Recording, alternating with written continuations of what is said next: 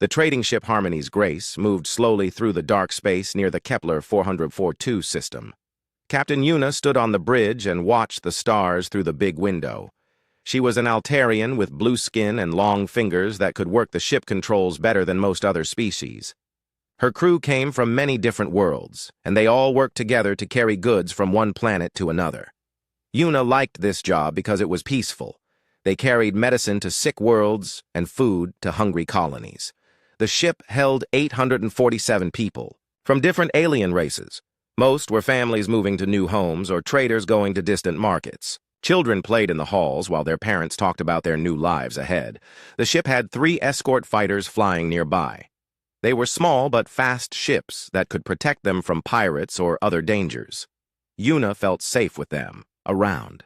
The galaxy was mostly peaceful these days and big wars were rare. Most problems came from small gangs of pirates who ran away when they saw escort ships. Communications Officer Taman sat at his station and listened to radio signals from nearby systems. He was a young Zelkan with green scales and big eyes that could see many colors. Taman was good at his job and could hear signals from very far away. He usually picked up normal things like weather reports and trade news, but today, something was wrong. Taman heard strange signals on the military channels. He put on his headphones and listened more carefully. The signals were coded, but he could tell they were not friendly. Someone was moving ships in attack patterns. "Captain Una," Taman called out. "I am picking up military signals. They sound like attack formations." Una walked over to his station. "Show me what you found." Taman put the signals on the main screen. Lines and numbers appeared that showed ship movements. The patterns were clear to anyone who knew military tactics. Several large ships were moving fast toward their location. "How far away are they?" Una asked. "Maybe 2 hours at their current speed," Taman replied. "But Captain, these are not normal pirate ships. The signals show heavy cruisers and battleships." Una felt cold fear in her stomach. Heavy warships meant serious trouble. Pirates used small, fast ships for quick attacks. Only military forces or major criminal organizations had big battleships. "Send a message to our escort ships," she ordered. "Tell them what we found." Taman sent the message quickly. The 3 escort fighters moved closer to Harmony's Grace. Their pilots were experienced, but Una knew 3 small ships could not fight heavy cruisers. 1 hour later, the enemy ships appeared on their sensors. Una counted 12 large vessels moving in perfect attack formation. These were not pirates looking for easy money. This was a military force that wanted to destroy everything in their path. "Captain, I am getting identification signals," Taman said with fear in his voice. "These are Vex Armada ships." Everyone on the bridge became quiet. The Vex Armada was known across the galaxy as the most dangerous military force. They attacked peaceful systems and took everything of value. They killed anyone who got in their way and never left witnesses behind.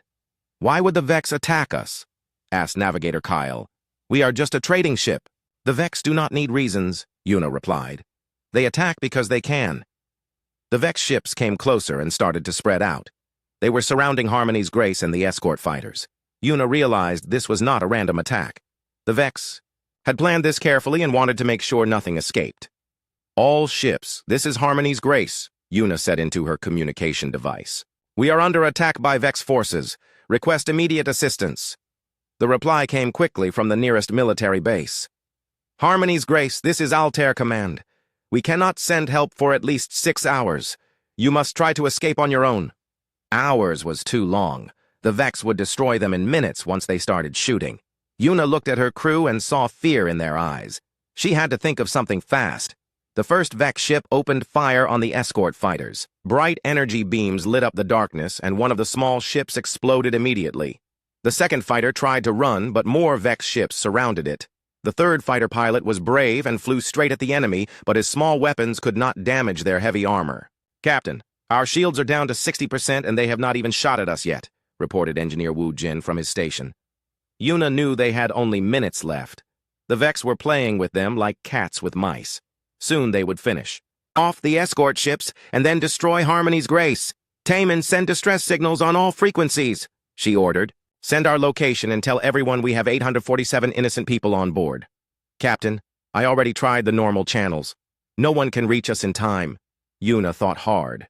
There had to be someone who could help. Then she remembered something from her military training long ago. There were special emergency channels that most people never used. These channels reached out to species that other civilized races preferred to avoid. Taemin, try the restricted frequencies, she said. Send the signal on the Deathworlder channels. Taemin looked surprised. Captain, those channels reach the primitive species. They will not have ships that can help us. Try it anyway. We have nothing to lose. The term Deathworlder was used for species that came from very dangerous planets. These races were usually violent and unpredictable. Most civilized people stayed away from them because they were hard to understand and often solve problems with fighting instead of talking. Taemin set his equipment to broadcast on the restricted channels. These frequencies were rarely used, and most people thought they were a waste of time. The signals would reach primitive worlds where savage species lived in constant warfare. This is Trading Vessel Harmony's Grace. Taemin spoke into his microphone. We are under attack by Vex Armada forces at coordinates 77 Alpha 99 Beta. We have 847 civilian passengers, including children. Request immediate assistance. Any ship that can help, please respond. The message went out into space and reached distant worlds that most galactic citizens had never visited. Yuna did not expect anyone to answer. The Deathworlder species had their own problems and would not care about strangers in trouble. The second escort fighter exploded in a ball of fire. The third fighter was badly damaged and could barely fly. The Vex ships moved closer to Harmony's Grace and started charging their main weapons. Yuna could see the energy building up in their gun ports. Captain, the Vex are demanding our surrender, Taemin reported. They want us to shut down our engines and prepare to be boarded. Yuna knew what happened to people who surrendered to the Vex. They would take anything valuable and then kill everyone to make sure there were no witnesses. She would rather die fighting than let them hurt the families on her ship. Tell them, we refuse, she said firmly. The Vex ships came closer and prepared to destroy Harmony's Grace. Yuna held onto her command chair and waited for the end. She had done everything she could to save her passengers. Then Taemin shouted from his station, Captain, I am getting a response on the Deathworlder channel. Yuna could not believe it. Someone had actually answered their desperate call for help. But what kind of help could a primitive species provide against Vex battlecruisers? What are they saying? She asked. Taemin listened to his headphones and his face became confused. Captain, they are asking for our exact position and enemy ship count. They say help is coming. Before Yuna could reply, her sensor officer called out in alarm. Captain, I am detecting massive hyperspace signatures approaching our location. Something big is coming out of jump space. Yuna looked at her screens and saw energy readings that made no sense. Whatever was coming was much larger than anything she had ever seen. The readings showed not just one ship, but many ships, all arriving at the same time. The Vex seemed to notice the new arrivals, too. Their ships stopped moving toward Harmony's Grace and turned to face the incoming hyperspace signatures. Even the Vex were surprised by what was happening. How many ships are coming? Yuna asked her sensor officer. I count at least 30 signatures, Captain, and they are all very large. Yuna stared at the readings in disbelief. 30 large warships was more than most planetary defense forces had. What kind of primitive species could field such a massive fleet? And why would they risk their ships to help complete strangers? The space around them began to twist and bend as the hyperspace portals opened. Yuna gripped her chair tighter and wondered if she had just called for help from something even more dangerous than the Vex. The first ship that came out of hyperspace was bigger than anything Captain Yuna had ever seen. It was long and gray with weapon ports covering its hull like the spines of a dangerous animal. The ship moved with smooth precision that showed its crew knew exactly what they were doing. Behind it came more ships of different sizes but all built for war. Yuna read the identification signal from the lead ship. It called itself Soul's Vengeance, and the captain was someone named Admiral Jisoo. The name sounded strange to Yuna's ears, but she was too amazed to care about names. 30 human warships had appeared to answer their distress call. Humans were one of the Deathworlder species that most civilized races avoided. They came from a planet called Earth that was supposed to be very dangerous with high gravity and violent weather. Most people in the galaxy thought humans were barely above savages who somehow learned to build spaceships. They were used as mercenaries sometimes, but nobody trusted them for important work. Captain, the human admiral is sending us a message. Taman reported from his communication station. "Put it on the main speaker," Yuna ordered. A woman's voice came through clearly. She spoke with confidence and authority that made everyone on. The bridge listened carefully. "This is Admiral Jisoo of the Earth Defense Fleet. We received your distress call. Please move your ship away from the combat zone. We will handle the Vex forces." Yuna was surprised by how calm the human admiral sounded. She was facing 12 Vex battlecruisers, but her voice showed no fear at all. Either humans were very brave, or very stupid. The Vex ships had stopped their attack on Harmony's Grace and turned to face the human fleet. Yuna could see them forming into battle lines and charging their weapons. The Vex were experienced fighters who had destroyed many fleets before. On the Vex flagship, Overlord Carvex looked at the human ships with disgust. He was a tall creature with red skin and 4 arms that ended in sharp claws. The Vex were proud, warriors who believed they were the strongest race in the galaxy. They had never been beaten in a fair fight. "What are these primitive ships doing here?" Carvex asked his tactical officer. "Sir, they appear to be human vessels. Our records show humans are a young species with limited technology." Carvex laughed, with a sound like breaking glass. 30 ships against 12? These Deathworlders think numbers will save them. Show them how real warriors fight. The Vex opened fire first with their heavy plasma cannons. Bright streams of deadly energy shot across space toward the human ships. Yuna expected to see the human vessels destroyed immediately. Vex weapons were among the most powerful in the galaxy, but the human ships did not die. They moved in ways that seemed impossible for such large vessels. The lead ship rolled to one side while firing back with weapons that Yuna had never seen before. Other human ships spread out in patterns that looked random but somehow worked perfectly together. Admiral Jisoo stood on the bridge of Soul's Vengeance and watched the battle begin. She was a small woman with dark hair and eyes that missed nothing. She had fought in many battles and knew how to stay calm when death was flying all around her. "Captain Hyunwoo, launch your fighters," she ordered into her communication device. "Captain Minji, take your destroyers and hit their flanks. Let's show these Vex how humans fight." Captain Hyunwoo commanded the carrier ship Incheon Rising. His ship was large and flat with launch bays that could send out hundreds of small fighter craft. He was a big man with strong hands that worked the controls with surprising gentleness. "All fighters launch immediately," Hyunwoo commanded. "Commander Sung-ho, take the lead squadron and go for their weapons systems." Commander Sung-ho was all ready, in his fighter, and ready to fly. He was young and fearless like many human pilots. His fighter was small and fast, with guns that could punch holes in enemy armor. As soon as the launch bay opened, he shot out into space, followed by 40 other fighters. The human fighters moved like nothing the Vex had ever seen. They twisted and turned in patterns that should have killed their pilots from the force. Most species could not survive the crushing pressure that human pilots considered normal flying. Sung-ho led his squadron straight at the largest Vex ship. Enemy fire filled the space around them, but the human pilots flew through it like they were dancing. Their reflexes were faster than computer targeting systems, and they could think and react while pulling forces that would crush other species.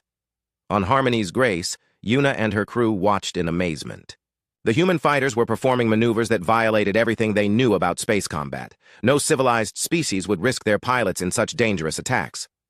"How are they surviving those forces?" asked Navigator Kyle. Engineer Wu Jin checked his instruments twice before answering. "They are pulling over 12 gravities in some of those turns. That should liquefy their internal organs." But the human pilots were not dying. They were laughing and joking with each other over their communication channels. Taman could hear them talking as they flew through deadly fire like it was a game. "Sung-ho here. I've got a lock on their primary weapon," came one voice. "Copy that. I'm right behind you," replied another pilot. "These Vex ships are slower than my grandmother." The human fighters hit the Vex ships with precise attacks that targeted weak points in their armor. They knew exactly where to shoot to cause the most damage. Within minutes, 3 Vex cruisers had lost their main weapons and were falling behind. The others. Captain Minji commanded a squadron of human destroyers that moved like hunting animals. Her ships were medium-sized but heavily armed with weapons that fired faster than Vex targeting computers could track. She was a fierce woman who smiled when the enemy shot at her. "All ships follow my lead," she ordered her captains. "We're going to run circles around these big, slow targets." The human destroyers split into 3 groups and attacked the Vex formation from different directions. They used tactics that seemed insane to military experts from other species. Instead of staying in safe formations, each human ship operated independently while somehow working together perfectly. The Vex tried to respond with their standard battle tactics. They formed defensive squares and concentrated their firepower on single targets. These methods had worked against every other species they had fought. Against humans, their tactics fell apart completely. Overlord Carvex watched his ships take damage and felt confusion for the first time in his long military career. "Why are they not dying?" he demanded. "Sir, their ships are taking hits, but they keep fighting," his tactical officer replied with fear in his voice. "We have damaged several human vessels, but none have been destroyed." "That is impossible. Our weapons can punch through any armor." But it was not armor that kept the human ships fighting. It was something the Vex did not understand about Deathworlder species. Humans were used to living with damage and pain. They came from a world where everything tried to kill them every day. A few holes in their ship hull was just another problem to solve. On Sol's Vengeance, Admiral Jisoo watched damage reports come in from her ships. 3 destroyers had lost main power, 2 cruisers had hull breaches, and her own ship had taken hits to the forward sections. In any other fleet, these ships would retreat for repairs. "Damage Control Officer Jiho, report," she called out. "Admiral, we have lost forward shields and taken hits to decks 7 through 12, came the reply. "But all weapon systems are still operational and we can keep fighting." "Good. Continue the attack." This was what the Vex could not understand. Human ships kept fighting even when badly damaged. Human crews worked through injuries that would disable other species. They considered pain and damage as normal parts of their job. The battle turned when the human fleet revealed their true strategy.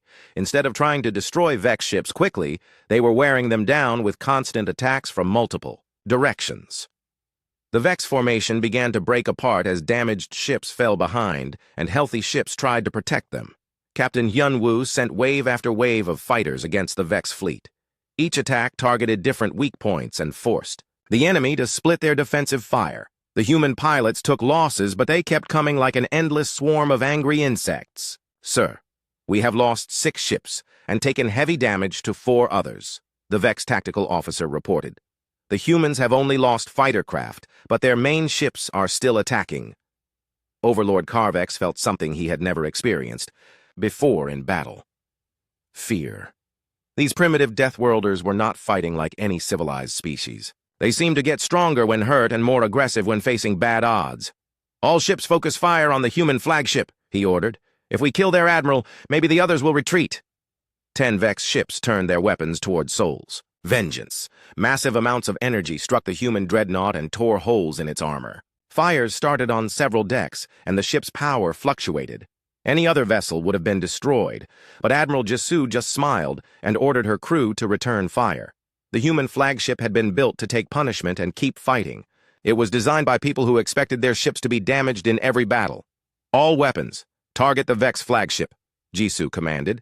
"Let's show them what happens when they threaten civilians." Sol's Vengeance fired back with weapons that had been designed to punch through the heaviest armor. The battle was reaching its most dangerous point when the Vex decided to use their secret weapons. These were not guns or missiles, but something much worse.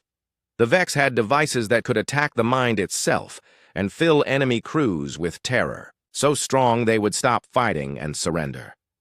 Overlord Carvex activated the terror transmitters on all his remaining ships. These machines sent out waves of fear that could break the will of any thinking creature. The signals were designed to trigger the deepest fears that every species carried in their minds. No military force had ever continued fighting once the terror weapons were turned on. "Activate psychological warfare systems," Carvex ordered. "Let's see how brave these Deathworlders are when they face their own nightmares." The terror waves spread out from the Vex ships and hit the human fleet.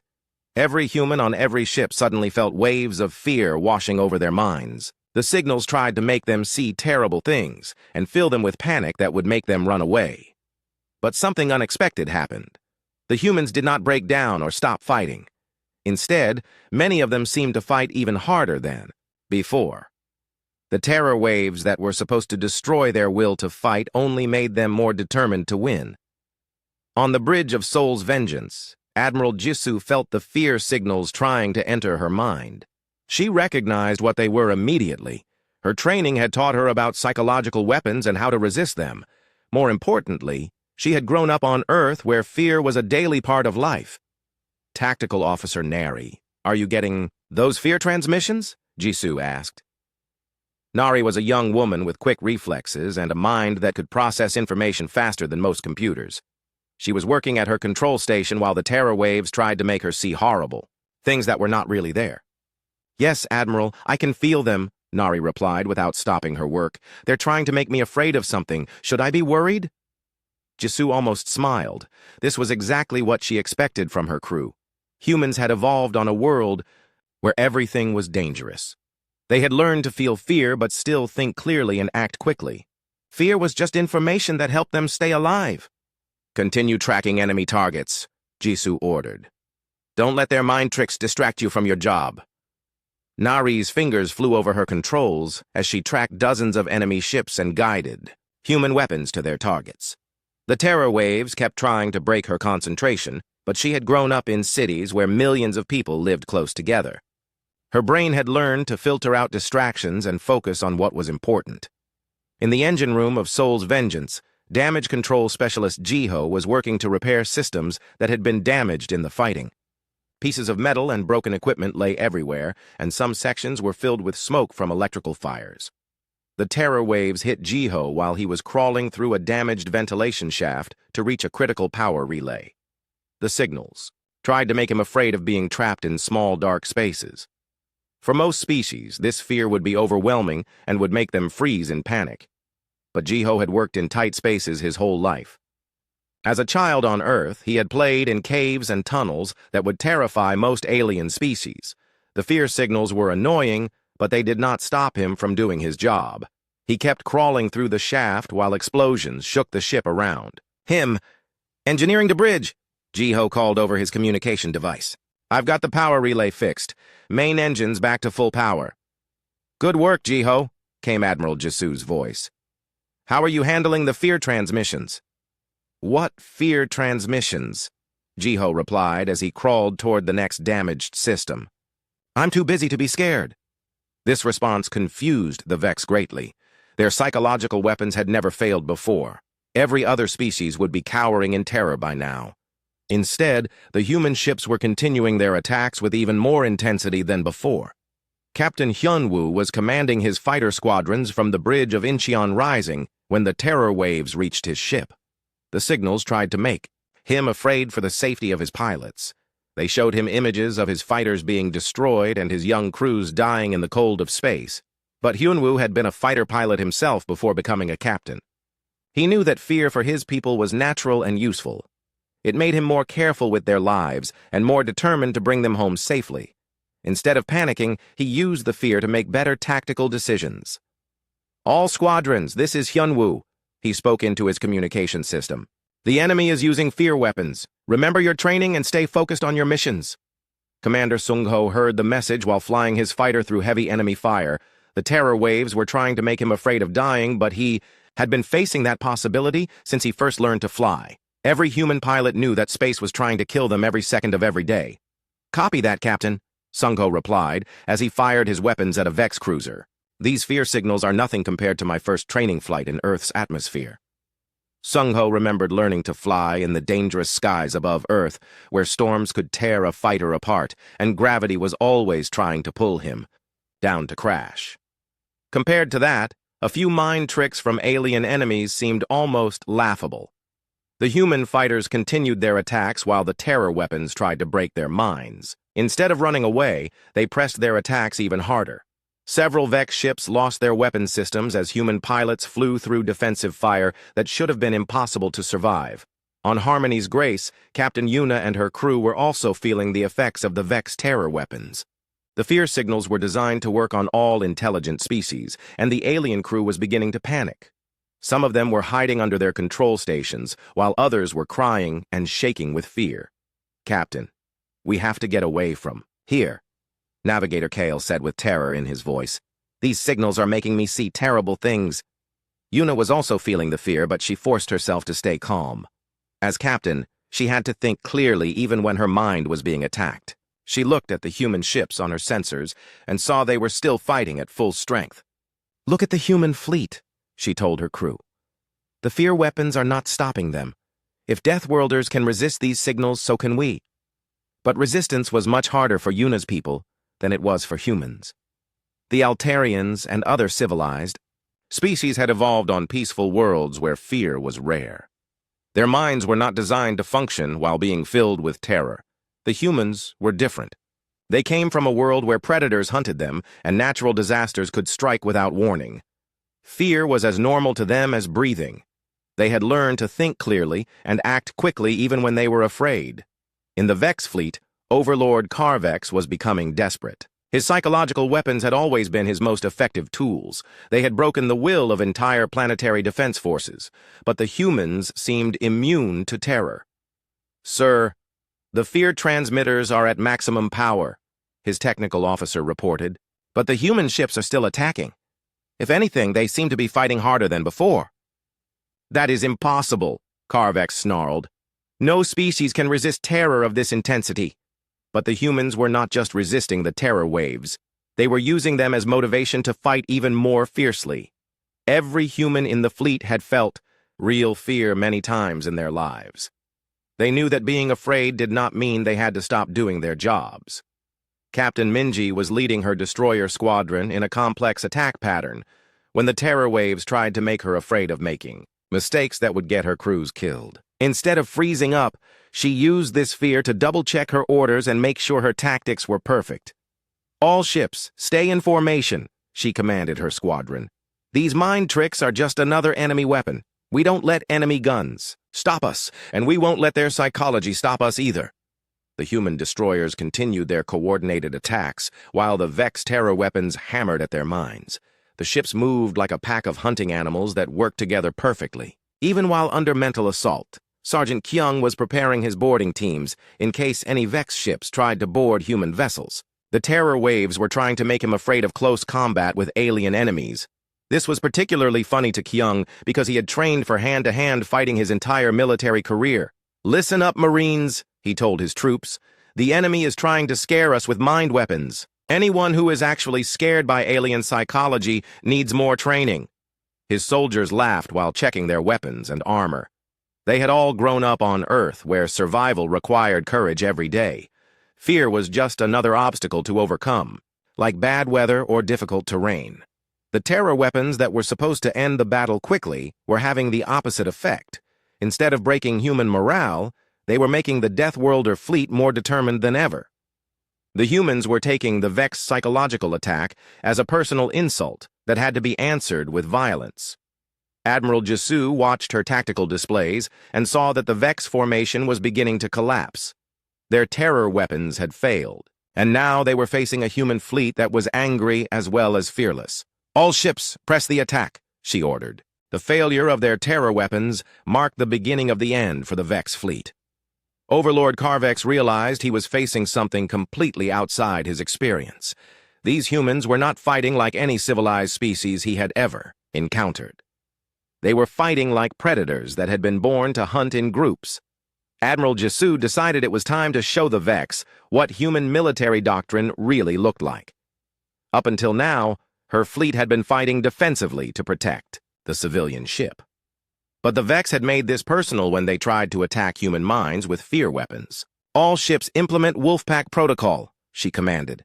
Every human captain knew what this meant. They had trained for this type of combat their entire careers. Instead of fighting as a single large formation, the human fleet would break apart into smaller hunting groups that could move independently while working together toward the same goal. Captain Minji took her destroyer squadron and split it into 3 separate groups. Each group had 4 ships that could operate on their own, but stayed in contact with the others. This was something that military experts from other species said was impossible. How could ships fight effectively without central command? Blue group, take the left flank, Minji ordered. Red group, hit them from behind. Gold group, come with me straight up the middle. Her ships scattered in different directions, but somehow each captain knew exactly what the others were doing. They had grown up in societies where millions of humans lived together in cities. They understood group cooperation at a level that other species could not match.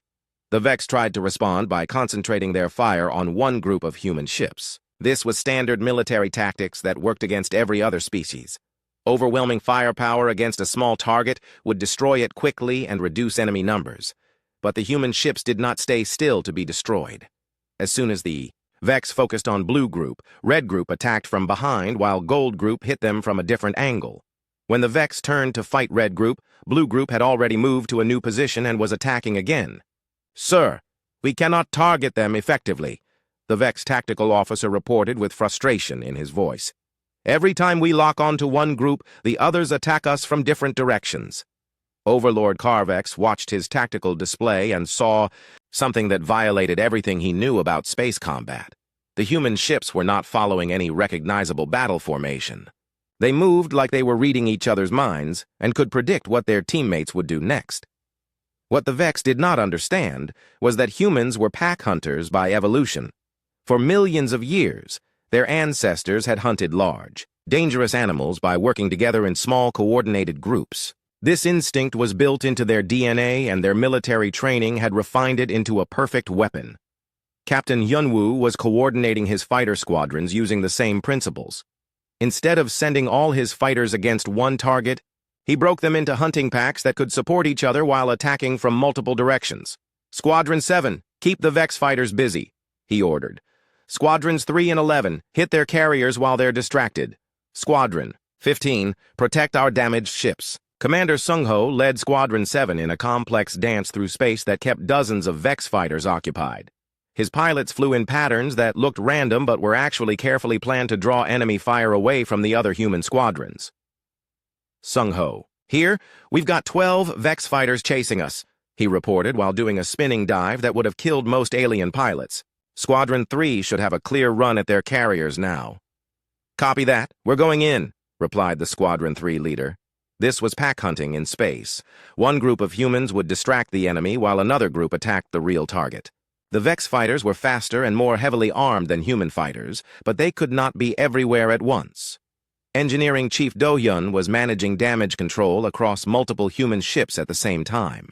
This should have been impossible for one person to coordinate, but humans had developed communication systems that let them share information instantly. "Soul's Vengeance, reroute power from your forward shields to engines," he told Admiral Jisu's flagship. "Incheon Rising, you need to vent atmosphere from Deck 12 before the fire spreads. Destroyer Kim Il-sung, your reactor is running too hot, but you can keep fighting for another 20 minutes. Do-hyun was simultaneously managing emergency repairs on 6 different ships while coordinating with their engineering crews. His mind could process multiple data streams at once and make decisions faster than computer systems. This was another advantage that humans had developed from living in complex social groups. The Vex had never encountered enemies who could coordinate this effectively while taking damage. Most species would retreat when their ships were badly hurt. Human ships kept fighting even when they were falling apart. Their crews worked through injuries and system failures that would disable other races. Communications Officer Jinwoo was monitoring Vex radio transmissions and listening to their growing panic. The enemy commanders were having trouble understanding what the humans were doing. Their tactical computers could not predict human movements because humans were not following standard military doctrine. "Admiral, I'm picking up Vex communications," Jinwoo reported. "They're calling for reinforcements and requesting permission to retreat." "What are they saying exactly?" Admiral Jisu asked. Jinwoo listened to his headphones and translated the alien language. "The Vex commander is telling his superiors that they are fighting an unknown enemy with impossible tactics. He says human ships are attacking in patterns that should not work, but are somehow effective." Admiral Jisoo smiled grimly. "The Vex were learning what happened when they attacked innocents and called for help from Deathworlders. Humans had not become the dominant species on their planet by following rules that others considered safe or reasonable. The battle was turning into a rout as more Vex ships took critical damage and fell out of formation. The human pack hunting tactics were overwhelming enemies who had been trained to fight in rigid formations with predictable strategies. Captain Minji's destroyers had destroyed 2 Vex cruisers and were chasing a third that was trying to escape. The enemy ship was faster than her destroyers, but it was also leaking atmosphere and could not maneuver effectively. "This is Captain Minji to fleeing Vex vessel," she transmitted. You attacked civilians. You tried to use fear weapons on us. Now you want to run away? Not happening. Her destroyers caught up with the damaged Vex ship and finished it with precise fire that targeted its engines and life support systems. Minji did not enjoy killing, but she would not let enemies escape to attack innocent people again. The Vex formation was completely broken now. Individual ships were trying to flee in different directions, but the human fleet had spread out to cut off their escape routes. Every Vex ship found itself being chased by humans who were faster, more aggressive, and completely unwilling to let them go. Overlord Carvex realized his fleet was doomed. Half his ships were destroyed or crippled, and the rest were being hunted down by predators who seemed to know exactly what he would do before he did it. He had never faced enemies who could think and react this quickly while coordinating perfectly with their teammates. "Sir, should we surrender?" his tactical officer asked desperately. Carvex considered this option. The Vex had never surrendered to anyone before.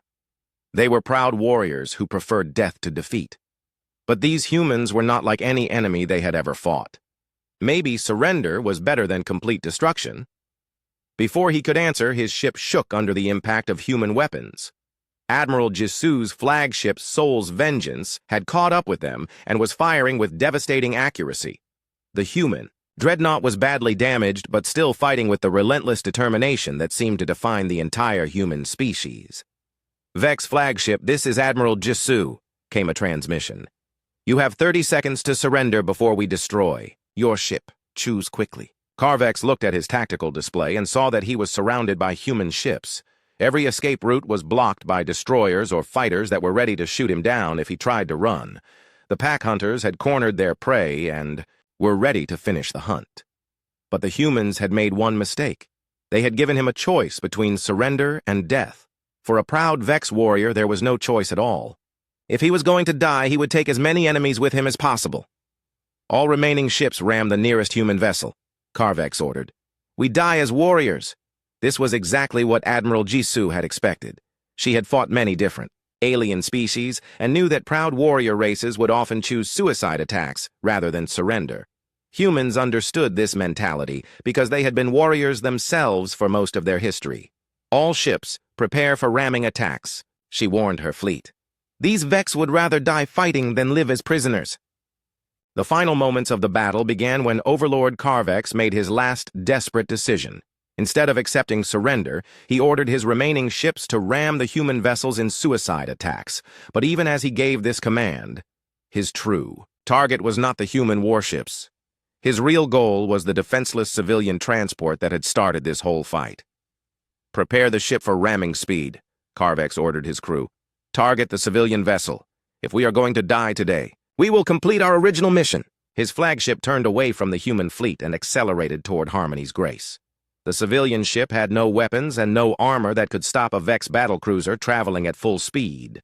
Carvex planned to destroy the transport and all 847 innocent people aboard before the humans could stop him. Captain Yuna saw the enemy flagship approaching on her sensors and knew there was nothing she could do. Her ship was slow and could not outrun a military vessel. The human fleet was too far away to intercept the Vex attack. In a few minutes, everyone aboard Harmony's Grace would be dead. "All hands, prepare for impact," she announced over the ship's communication system.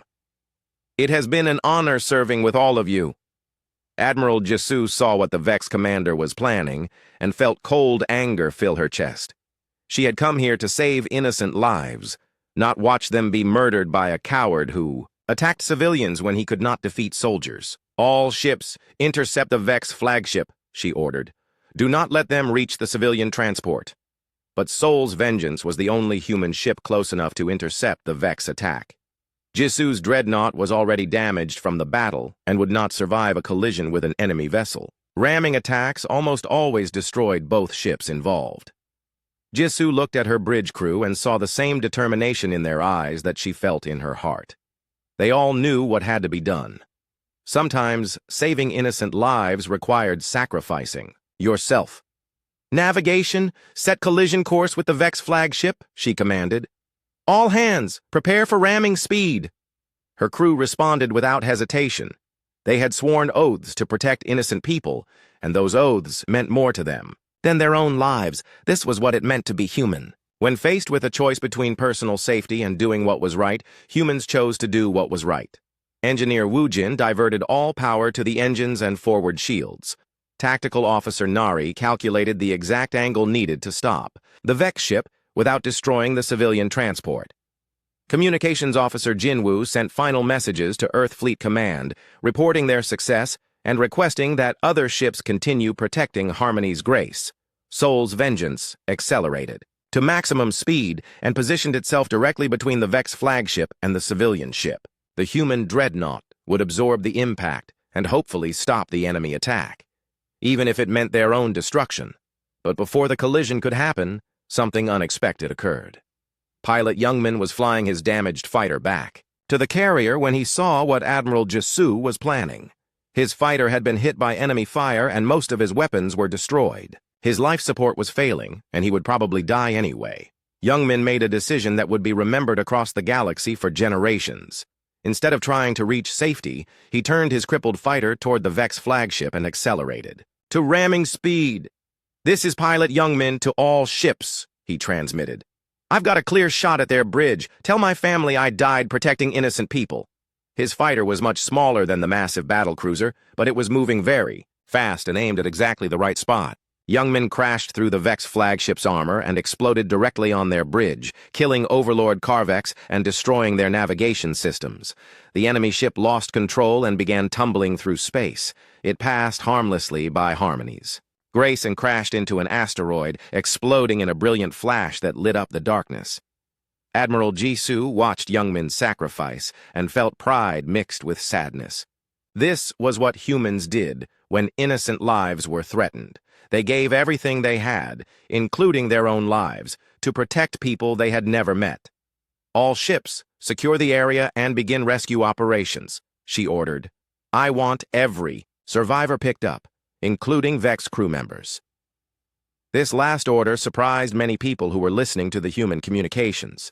After everything the Vex had done, after trying to murder civilians and using terror weapons, the humans were still willing to save enemy survivors. Captain Hyunwoo sent his fighters to search for escape pods and damaged ships. Commander Sungho found several Vex crew members floating in space after their ships were destroyed. Instead of leaving them to die, he guided rescue ships to their locations. "Why are we saving them?" one of his pilots asked. "They would have killed all of us if they had won." "Because we're not them," Sungho replied. "We save people because that's what humans do." Captain Minji's destroyers were collecting wounded from both sides and providing medical care to anyone who needed it. Her medical teams worked on Vex soldiers with the same dedication they showed to human crew members. Engineering Chief Do Yun coordinated repair efforts across the entire area. His teams helped fix damaged systems on Harmony's Grace and other civilian ships that had been caught in the battle. They worked without being asked and without expecting payment.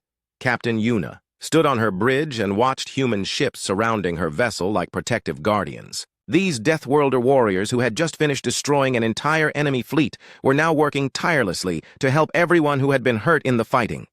"Communications Officer Taemin, open a channel to all ships in the area," she ordered. "Channel. Open, Captain."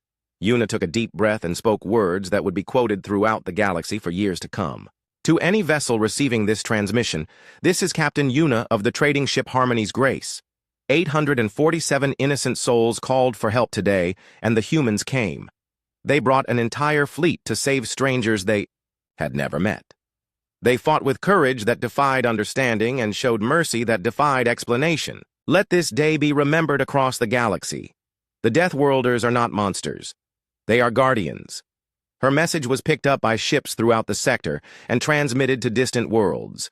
Within hours, the story of the human fleet that answered a distress call from complete strangers was spreading across civilized space. Admiral Jisoo received a priority transmission from Earth Fleet Command. She expected orders to return home for repairs and debriefing. Instead, she got something very different. "Admiral Jisoo, this is Fleet Command," came the familiar voice of her superior officer. "Outstanding work today. Your actions have brought honor to the entire human race. Prepare your fleet for immediate departure. Sir, we need time for repairs and medical treatment for our wounded." "Understood, Admiral. But we just received another distress call. this time from the Tau Ceti system. A colony ship with 10,000 civilians is under attack by slavers. How soon can your fleet be ready to move? Jisoo looked around her damaged bridge at crew members who were injured and exhausted from the battle they had just fought. She knew the right answer was to request replacement ships and fresh crews. But she also knew what her people would say. If she asked them, "Sir, we can be ready to jump in 2 hours." "Excellent. Save some more innocent people, Admiral. Earth is proud of you." The transmission ended, and Jisoo announced to her fleet that they had another rescue mission. She expected some complaints about not getting rest and proper repairs. Instead, her crews responded with enthusiasm and determination. "Another chance to help people?" came Captain Hyunwoo's voice. "Count us in, Admiral." "My destroyers are ready to fight," added Captain Minji. "These ships can handle another battle." This was what it meant to be human in a galaxy full of different species. When someone called for help, humans came running. They did not ask about payment or political advantages. They did not worry about whether the people calling for help deserved to be saved. They simply came because it was the right thing to do. Captain Yuna watched the human fleet prepare to leave for their next mission. Ships that should have been heading home for major repairs were instead getting ready to fight another battle to save more strangers. This was not logical behavior by the standards of most civilized species, but Yuna was beginning to understand that humans were not like other species. They had evolved on a dangerous world that taught them to work together and protect each other. When they reached the stars, they brought those same instincts with them. The galaxy had always seen humans as primitive Deathworlders who were useful only for fighting. But the truth was much more complex. Humans were warriors, but they were warriors who fought to protect the innocent rather than to conquer the weak. As the human fleet jumped to hyperspace to answer another call for help, Yuna realized that the galaxy was about to change in ways that no one could predict. Word of this battle would spread to every civilized world. Soon, everyone would know that there was a species out there who would cross the void of space to save complete strangers. The age of human expansion was about to begin, but it would not be an expansion of conquest. It would be an expansion of protection. Wherever innocent people were threatened, human fleets would appear to defend them.